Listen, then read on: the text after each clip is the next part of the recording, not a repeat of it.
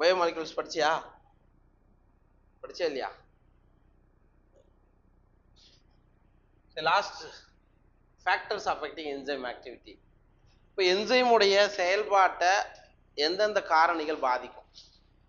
Temperature, pH, அதுக்கப்புறம் சப்ஸ்ட்ரேட்டுடைய concentration, அதாவது வெப்பநிலை, அமிலகார சமநிலை, தளப்பொருளினுடைய செறிவு, இதெல்லாம் பொதுவாக என்சைமுடைய ஆக்டிவிட்டியை பாதிக்கக்கூடிய காரணிகள். ஒன்று அதிகமாக போனாலும் குறைவாக போனாலும் அதுக்கு பாதிக்கும். சரியா? பார்க்கலாம். The activity of an enzyme can be affected by change in the condition which can alter the tertiary structure of the protein. நம்ம ஏற்கனவே படிச்சிருக்கிறோம். என்ன படித்தோம்? புரோட்டீனுடைய ஸ்ட்ரக்சர் பார்க்கும்போது பயாலஜிக்கல் ஆக்டிவிட்டிக்கான மெயின் ஸ்ட்ரக்சர் எதுன்னு பார்த்தோம். நிறைய பயாலஜிக்கல் ஆக்டிவிட்டிஸை கண்ட்ரோல் பண்ணக்கூடிய ஒரு ஸ்ட்ரக்சர்னா டெர்சியரி ஸ்ட்ரக்சர் தான். புரோட்டீன் அதான், என்சைம்னாலும் அதான். இங்கே என்ன சொல்கிறாங்க அப்படின்னா, என்சைமுடைய ஆக்டிவிட்டி எதனால் அஃபெக்ட் ஆகுது அப்படின்னா conditions which can alter the tertiary structure. அப்போ அந்த புரோட்டீனுடைய என்சைம்ஸ் ஆர் புரோட்டீன், அந்த ஞாபகம் வச்சுக்கோ. புரோட்டீனுடைய டெர்சியரி ஸ்ட்ரக்சரை எது எதெல்லாம் சேஞ்ச் பண்ணுதோ, ஆல்டர் ஆச்சுன்னா அது என்ன ஆகும்? என்சைமுடைய ஆக்டிவிட்டி பாதிக்கப்படும். சரியா? ரைட். திஸ் இன்க்ளூட்ஸ் எது எதெல்லாம் அப்படின்னு பாருங்க. எது எதெல்லாம் புரோட்டீனுடைய டெர்சியரி ஸ்ட்ரக்சரை மாற்றக்கூடியது, ஆர் என்சைமுடைய டெர்சியரி ஸ்ட்ரக்சரை மாற்றக்கூடியது அப்படின்னா, ஃபர்ஸ்ட் வந்து டெம்பரேச்சர். சரிங்களா? வெப்பநிலை அப்படின்றது உங்களுக்கு என்ன பண்ணும்? பாதிக்கும். அதுக்கடுத்தது பிஹெச், அமிலகார சமநிலை. Okay. Change in the substrate concentration, தளப்பொருளினுடைய செறிவு அதிகமாகும் போதும் உங்களுக்கு அல்லது குறைவாகும் போதும் என்ன ஆகும்? பாதிக்கப்படும். Or binding of specific chemicals that regulate its activity. ஒரு பர்டிகுலர் கெமிக்கல் போயிட்டு என்சைம் கூட பைண்ட் ஆச்சுன்னு வச்சுக்கேன், அது கூட என்ன ஆகிடும்? என்சைமுடைய ஆக்டிவிட்டியை பாதிக்கும். சரியா? அப்போ 4 ஃபேக்டர் வந்து என்சைமோட ஆக்டிவிட்டியை பாதிக்கும். ஃபர்ஸ்ட் டெம்பரேச்சர், வெப்பநிலை, ரெண்டாவது பிஹெச், அமிலகார சமநிலை, மூணாவது சப்ஸ்ட்ரேட் கான்சன்ட்ரேஷன், நாலாவது எந்த கெமிக்கல் என்சைம் கூட அட்டாச் ஆகுதோ, எந்த வேதிப்பொருள் அட்டாச் ஆகுதோ அது. இன்னும் தள்ளு ராஜா, இன்னும் தள்ளு, உனக்கு எங்க காமிச்சுக்கிறா? அதான். சரி, ஓகே. அப்போ ஒவ்வொன்றா பார்க்கலாம், எது எப்படி பாதிக்குது அப்படின்றத பார்க்கலாம். ஃபர்ஸ்ட் வெப்பநிலை மற்றும் pH. Enzymes generally function in a narrow range of temperature and pH. நம்ம ஏற்கனவே படிச்சிருக்கிறோம், எத்தனை டிகிரி செல்சியஸ்ல என்சைம் கரெக்டாக செயல்படும், எவ்வளோ டெம்பரேச்சர் இருந்தால் நல்லா செயல்படும்? 40 டிகிரி செல்சியஸ், 35 to 40 இந்த ரேஞ்சு தான் இருக்கணும். சரியா? அதுக்கு மேலே போச்சுன்னா டீநேச்சர் ஆகிடும். அப்படியே 30க்கு கீழே போகுதுன்னு வச்சுக்கோ, இப்போ 35க்கு கீழே போகுது அப்படின்னாலும் செயல்படாது. சரியா? ஆக்டிவிட்டி பாதிக்கப்படும். அப்ப அதுக்கு வந்து ஒரு உகந்த வெப்பநிலை தேவைன்னு சொல்றாங்க. நேரோ டெம்பரேச்சர், ஒரு குறிப்பிட்ட வெப்பநிலையில தான் என்ன ஆகும்? நொதிகள்லாம் வேலை செய்யும். And pH, each enzyme show its highest activity at a particular temperature and pH called optimum temperature and optimum pH. இதுக்கு ஒரு பெஸ்ட் எக்ஸாம்பிள் சொல்லலாம். ஒவ்வொரு என்சைமுக்கும் ஒரு பர்டிகுலர் டெம்பரேச்சர் நல்லா செயல்படும், அதுக்கு மேலே போனாலும் அதுக்கு கீழே போனாலும் செயல்படாது. அதே மாதிரி தான் பிஹெச்சும் அதே மாதிரி தான். சரியா?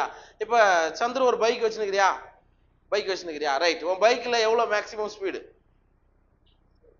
50, 80, அவ்வளோதான். 80 தான் வச்சுக்கோ. நீ என்னதான் பெரிய பைபாஸில் போயிட்டு தனியாக ஒன்று ரோட்டில் விட்டா கூட அந்த வண்டிக்கு எவ்வளோ ஆக்சிலேட்டர் கொடுத்தாலும் 80 தான் போகணும், 80 தான் போகும். அதான் அதனுடைய மேக்ஸிமம் ஸ்பீடு. புரியுதா? அதுக்கு மேலே போகுமா? 100, 120 போகுமா? அல்லது 200 போகுமா? 300 போகுமா? போகாது. ஆனால் கீழே கம்மியாக போகும், அது வேற விஷயம் சொல்கிறேன். அப்போ எந்த இது இந்த மாதிரி இருந்தால் அது கரெக்டாக நடக்கும். ஒரு வேலை செய்யணும்னா இந்த மாதிரி இத்தனை ஆள் இருந்தால் இந்த வேலையை சீக்கிரமாக செஞ்சு முடிப்பாங்க அப்படின்னு ஒன்று இருக்குது இல்லையா? அந்த மாதிரி ஒவ்வொன்றுத்துக்கும் ஒரு குறிப்பிட்ட டெம்பரேச்சர் இருக்கு. அந்த டெம்பரேச்சர் நீ என்ன சொல்லுவ அப்படின்னா ஆப்டிமம் டெம்பரேச்சர்.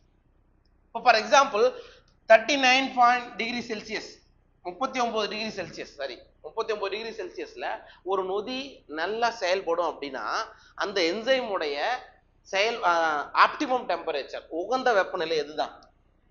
எந்த டெம்பரேச்சர்ல அது நல்லா வேலை செய்யுதோ அந்த டெம்பரேச்சர் அதோடைய ஆப்டிமம் டெம்பரேச்சர், உகந்த வெப்பநிலை அப்படின்னு சொல்றோம். அதே மாதிரி தான் எந்த பிஹெச்ல, பிஹெச் லோவா போனாலும் பிரச்சனை, அதிகமா போனாலும் பிரச்சனை.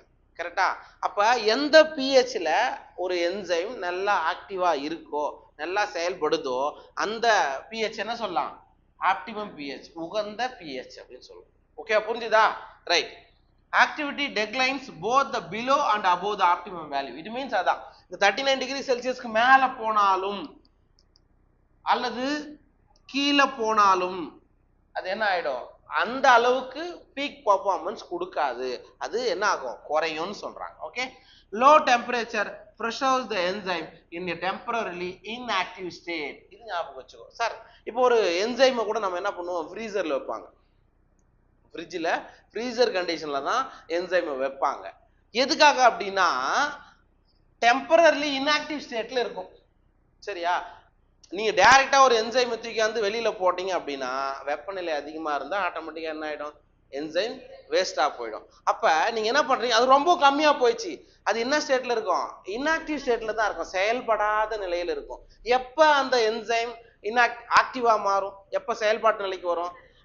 இப்போ நீ ஃபார் எக்ஸாம்பிள் ஃப்ரீசர்ல ஒரு -5 டிகிரி இருக்குமா, சும்மா சொல்றேன் ஒரு பேச்சுக்கு, மேபி -5 டிகிரி செல்சியஸ் இருக்கும். அந்த என்சைம் நீ எடுத்து என்ன பண்ணணும்? அகைன் இந்த மாதிரி ஆப்டிமம் டெம்பரேச்சர் எவ்வளவு இருக்கோ அந்த அந்த டெம்பரேச்சருக்கு வச்சாதான் அது என்னவா மாறும்? ஆக்டிவா மாறும். அப்படி இல்லைன்னா இன்ஆக்டிவ், செயல்படாத நிலையிலே அது இருந்துரும் சொல்றாங்க. Whereas high temperature destroys enzymatic activity. அதே மாதிரி தான் இப்போ ஒரு 50 degree Celsius or 60 degree Celsius ஏதாவது போகுதுன்னு வச்சுக்கோ, அப்ப என்ன ஆகும்? ஆட்டோமேட்டிக்கா என்சைமுடைய செயல்பாடு பாதிக்கப்படும், என்சைமே வேஸ்டா போயிடும், என்சைமே அதோடைய ஆக்டிவ்ல இருக்கா. சரிங்களா?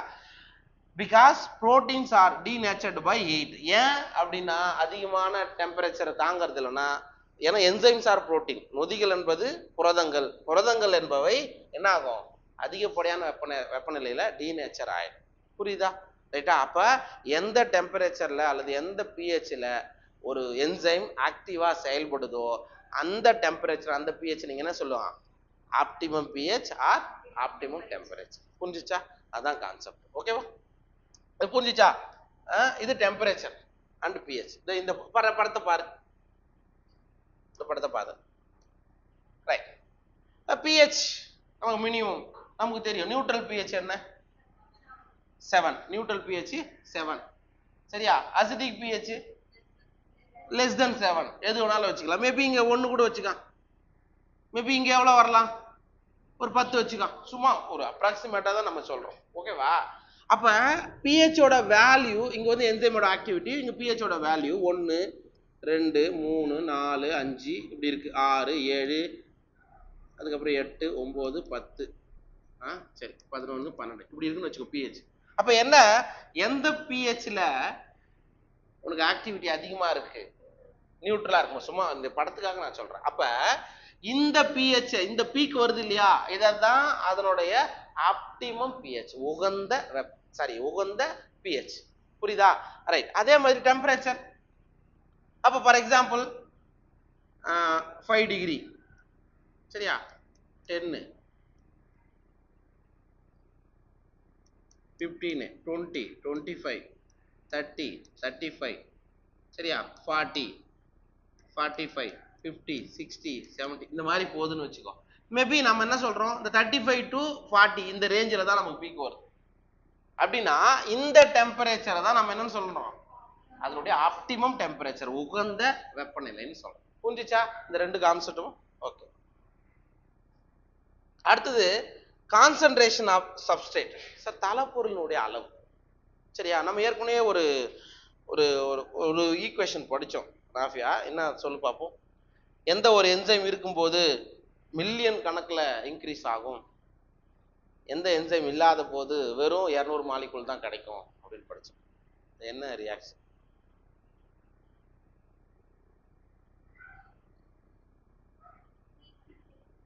C6H12O6 glucose. சொல்லு. கார்பானிக் அன்ஹைட்ரேஸ்னு ஒரு என்சைம் பார்த்தோம். கார்பன் டை ஆக்சைடை என்னவா மாத்துதுமா? மாத்துது இல்ல? அப்ப அந்த ரியாக்ஷனுக்கு எந்த என்சைம் தேவை? கார்பானிக் அன்ஹைட்ரேஸ் தேவை. சரியா? இந்த இதுவை நீங்க பேசிக்கா ஞாபகம் வச்சுக்கோ. ரைட். இப்ப நம்ம ஒரு அளவு ஒரு ஏதோ ஒரு பொருள் செய்யறோம். ஒரு பிரியாணி செய்யறோம்னா கூட 1 கிலோ பாஸ்மதி ரைஸ்னா அதுக்கு எவ்வளவு ஆயில் வேணும்ன்றது தெரியுமா? செஞ்சது இல்லையா? எவ்வளவு ஆயில் போடுவ? நீ சொல்லித்தான் ஆகணும், வேற வழி கிடையாது. என்ன சரிப்பா, 1 கிலோ ரைஸுக்கு எத்தனை கிலோ சிக்கனாவது போடுவீங்க? 5 கிலோவா? அரை கிலோ. சும்மா ஒரு பேச்சுக்கு வச்சுக்கிறேன். இங்க சப்ஸ்ட்ரேட் கான்சன்ட்ரேஷன் என்னன்னா, எந்த அளவுக்கான பொருளுக்கு எந்த அளவு. இப்ப நீங்க பிரியாணி எடுத்துட்டீங்கன்னா 1 கிலோ ரைஸுக்கு இவ்வளோ ஆயில் போடணும்னா அவ்வளவுதான் நீ போடணும். அதோட அதிகமா போடணும்னா ஒரு சின்ன பாத்திரம் இருக்குடா ராஜா, ஒரு சின்ன ஒரு குக்கர் இருக்கு, ரைஸ் குக்கரை கூட வச்சுக்கோ, பிரியாணி வடிக்கிற செய்யற குக்கர் எடுத்துக்கோ. அதுல அதோட கெப்பாசிட்டி 1 கிலோ தான். 1 கிலோ ரைஸ் தான் நீங்க அதுல வந்து பிரியாணி செய்ய முடியும். நீ 5 கிலோ ரைஸை போட்டு அதுல பிரியாணி செய்ய முடியுமா? அதே தான் இங்கேயும். Sir substrate for example 1 KG substrate, 1 kilo தலைப்பொருள், அதுக்கு எவ்வளவு என்சைம் தேவை அப்படின்னா மேபி 1 கிராம் என்சைம் தேவை. இந்த 1 கிராம் 1 கிலோ சப்ஸ்ட்ரேட்டை ப்ராடக்டா கன்வெர்ட் பண்ணோம்னா உனக்கு எவ்வளவு தேவை? 1 கிராம் என்சைம் தேவை. இதை விட கம்மியா தான் வரும், நான் சும்மா சொல்றேன். சின்ன பிஞ்சு இருந்தா போதும், ஓகேவா? இவ்வளவு தேவைன்னு வச்சுக்கோ. நீ இதுக்கு பதிலா 10 கிலோ எடுத்துக்கிற, 10 கிலோ எடுத்துட்டு இந்த 1 கிராம் என்சைம் போட்டா என்ன ஆகும்? ரியாக்ஷன் கம்ப்ளீட் ஆகுமா? ப்ராடக்ட் கிடைக்குமா? லைட்டா கிடைக்கும். ஆனா ஃபுல்லாவே ப்ராடக்டா கன்வெர்ட் ஆகுமானா ஆகாது. அதான்டா இது கான்சன்ட்ரேஷன் சப்ஸ்ட்ரேட். தலைப்பொருளுடைய செறிவு நொதிக்கு ஏற்ற அளவுக்கு தான் இருக்கணும். நொதியை விட நொதியோட ஆக்டிவிட்டி இது இந்த அளவுக்கு தான் கெப்பாசிட்டி வரைக்கும் தான் அது செயல்படும்னா அந்த அளவுக்கு மட்டும்தான் இருக்கும். அதை விட அதிகமா போட்டோம்னா என்ன ஆயிடும்? சப்ஸ்ட்ரேட் ப்ராடக்டா மாறாது. அந்த கான்செப்ட் தான் இது, சரிங்களா? With increase in the substrate concentration, the velocity of the enzymatic reaction rises at first. கொஞ்சம் இன்க்ரீஸ் பண்றீங்க லைட்டா. இப்ப நாம போட்டிருக்கிறது 1 கேஜி தானே போடுறோம், இன்னும் கொஞ்சம் ஏத்துறேன். எவ்வளோ? ஒரு 1.2 கேஜி இன்க்ரீஸ் பண்றேன்னு வச்சுக்கோ. அப்போதைக்கு என்ன ஆகும்? என்சைமோட ஆக்டிவிட்டி கொஞ்சம் இன்க்ரீஸ் ஆகும், ரைட்? 1.5 கேஜி ஆக ஏத்துறேன்னு வச்சுக்கோ, இன்னும் கொஞ்சம் இன்க்ரீஸ் ஆகும். திடீர்னு 5 கேஜி போட்டனா அவ்வளவுதான், என்ன ஆயிடும்? குறைஞ்சிடும். முதல்ல இன்க்ரீஸ் பண்ணும்போது மேபி ஏறலாம். அதுதான் ஆக்சிலேட்டர் நீ கொடுக்குறனா கொஞ்சம் லெவலுக்கு இன்க்ரீஸ் ஆகும். ஃபுல்லா முறிக்கிட்டே இருந்தாலும் எவ்வளவு மேக்ஸிமம் அதே தான் அங்க போகும், ஓகேவா? The velocity of the enzymatic reaction rises at first. The reaction ultimately reaches a maximum velocity. அதோடைய உச்சபட்ச திசை வேகத்தை அடைஞ்சிருச்சுன்னு வச்சுக்கோ. அதான் வேகம் அதோட அடைஞ்சிருச்சுன்னா அதுக்கு பேர் என்ன சொல்றாங்க? V max, maximum velocity. அதுதான் V maxன்னு சொல்லுவோம். மேக்ஸிமம் வெலாசிட்டி போய் அடைஞ்சிருச்சு, மேக்ஸிமம் திசை வேகத்தை அடைஞ்சிச்சுன்னா which is not exceeded by any further rise in the concentration of the substrate. எவ்வளவுதான் தலைப்பொருள் இன்க்ரீஸ் ஆனாலும் அதோட மேக்ஸிமம் வெலாசிட்டி அடைஞ்ச பிறகு அதுக்கு மேல என்ன ஆகாது? இன்க்ரீஸ் ஆகாதுன்னு சொல்றாங்க. This is because the enzyme molecules are fewer than the substrate molecules, and after saturation of these molecules there are no free enzyme molecules to bind with the additional substrate molecules. அதாவது இந்த concept என்ன சொல்றாங்க அப்படின்னா, இங்க கவனி, இது substrate நமக்கு already தெரியும். இது சப்ஸ்ட்ரேட், இது ஒரு சப்ஸ்ட்ரேட். அதே சப்ஸ்ட்ரேட் வச்சுக்கோ, அதே சப்ஸ்ட்ரேட். பூச்சா சரியா? இப்ப ஃபார் எக்ஸாம்பிள், ஒரு எக்ஸாம்பிளுக்காக நான் சொல்றேன். 1 2 3 4 5 மாலிகுல் சப்ஸ்ட்ரேட் இருக்கு. சப்ஸ்ட்ரேட்டா என்சைமா? இது என்சைம், சரியா? 5 என்சைம் இருக்கு, ஓகேவா? இப்ப இதுல கவனி, சப்ஸ்ட்ரேட் எத்தனை இருக்கணும்?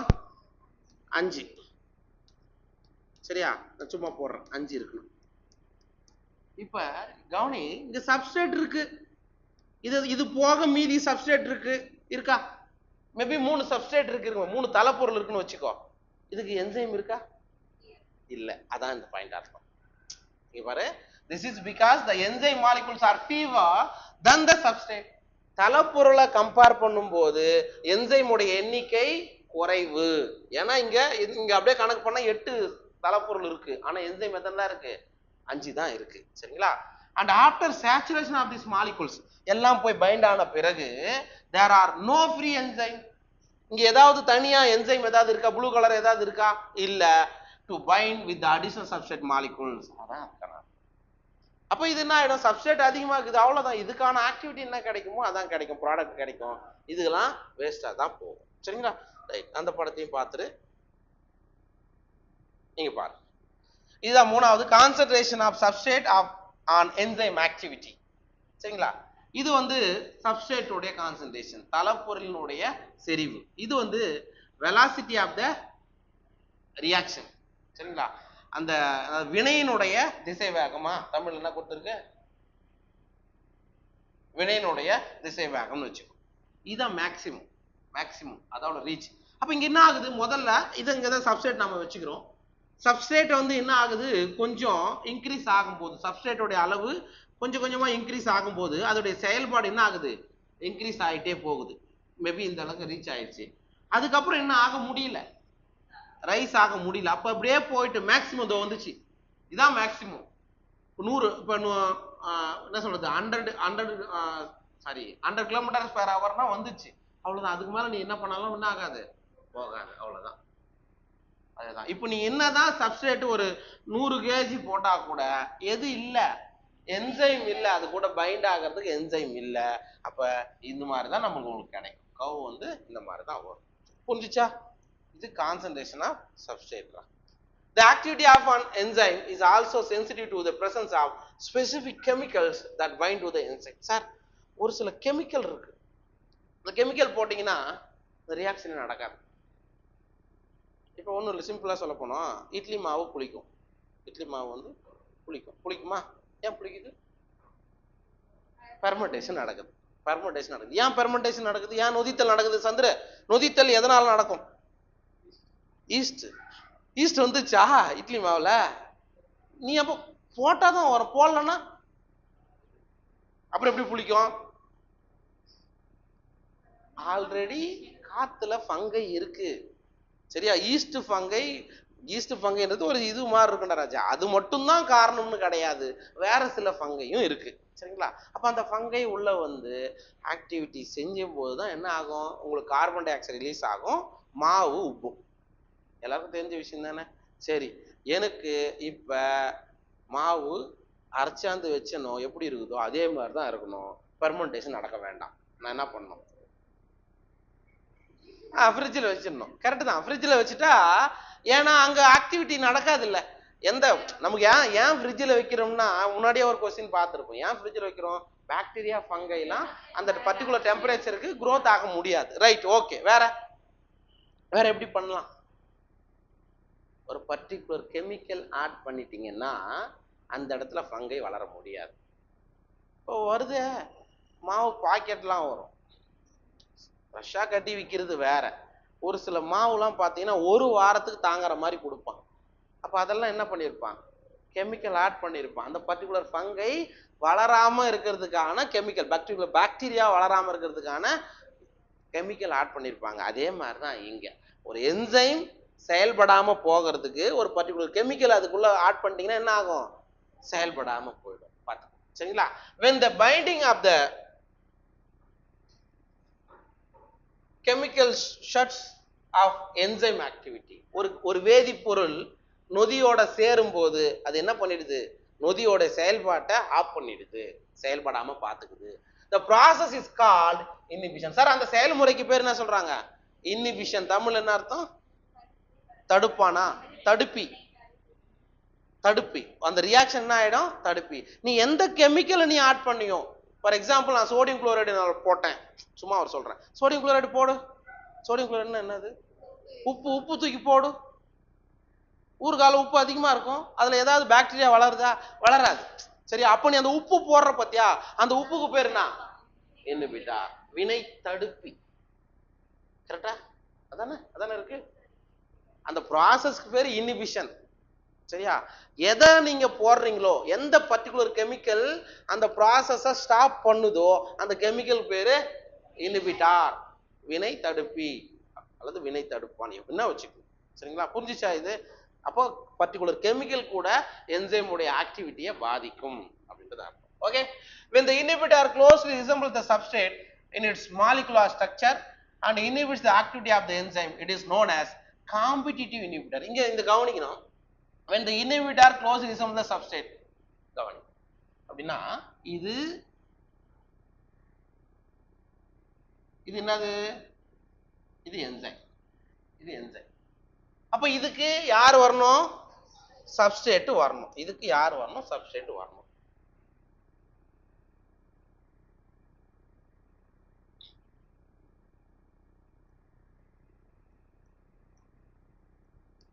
இது வந்து சப்ஸ்ட்ரேட், தலப்பொருள். சரிங்களா? சார் இந்த அதே சேம் சைஸ் சும்மா அதே மாதிரியே யாரும் இருக்கா? இதே மாதிரி